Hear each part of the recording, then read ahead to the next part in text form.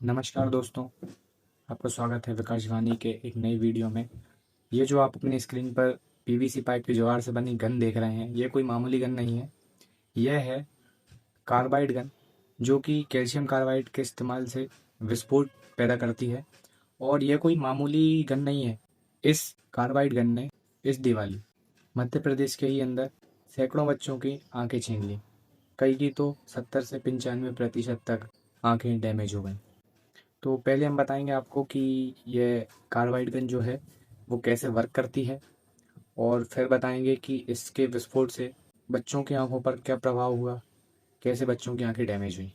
तो सबसे पहले शुरू करते हैं। यह पीवीसी पाइप की देसी जुगाड़ से बनी गन है, जो कि इस दिवाली काफ़ी डिमांड में रही। और यह केमिस्ट्री के एक बेसिक प्रिंसिपल पर वर्क करती है।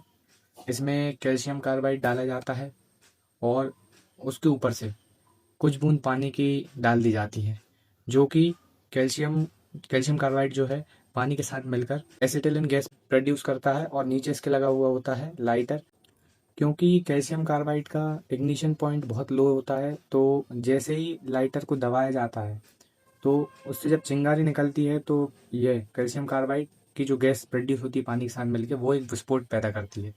और इसी विस्फोट से मध्य प्रदेश के ही अंदर सैकड़ों बच्चों की आंखें चली गई। कई के तो रेटिना इतना डैमेज हो गया है कि सर्जरी से सही होने के चांसेस भी बहुत कम है। ये मैं आपको विदिशा पेज दिखाता हूँ।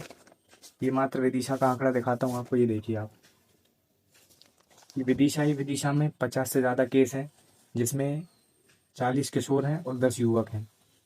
तो इनमें कुछ की तो आंखों की रोशनी लौटने की गारंटी भी नहीं है। उसके अगेंस्ट में प्रशासन ने यह एक्शन लिया है कि जो विदिशा में 8-10 लोग जो ये बंदूक बेचते हुए पाए गए, उनको गिरफ्तार किया गया है, उन पर कार्रवाई होगी।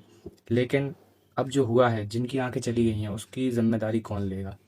इसकी जिम्मेदारी हम किसी एक पर्टिकुलर व्यक्ति या किसी ग्रुप को नहीं दे सकते।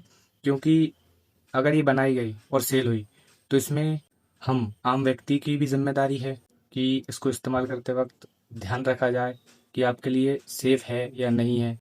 अगर आप कुछ भी इस्तेमाल कर रहे हैं, तो ध्यान रखें कि वो सेफ होगा या फिर उससे कुछ हानि हो सकती है आपको या आपके किसी परिजन को।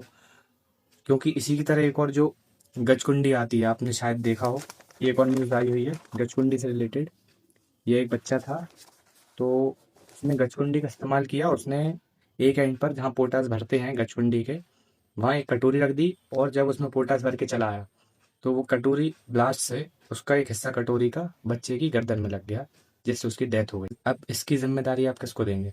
किसी एक पर्टिकुलर ग्रुप या व्यक्ति को जिम्मेदारी ना देते हुए आप खुद ही ये भी जिम्मेदारी लें कि कुछ आप इस्तेमाल कर रहे हैं तो सेफली और सिक्योरली इस्तेमाल करें। इसलिए अभी जब 11 आने वाली है, अभी तो दिवाली को निकले 3-4 दिन हो गए हैं, भाई दूज भी हो गई है। तो जब 11 पर दोबारा आप पटाखों का इस्तेमाल करें, तो बहुत सेफली करें और सेफ दिवाली खेलें, कि आप भी सुरक्षित रहें और दूसरे भी सुरक्षित रहें।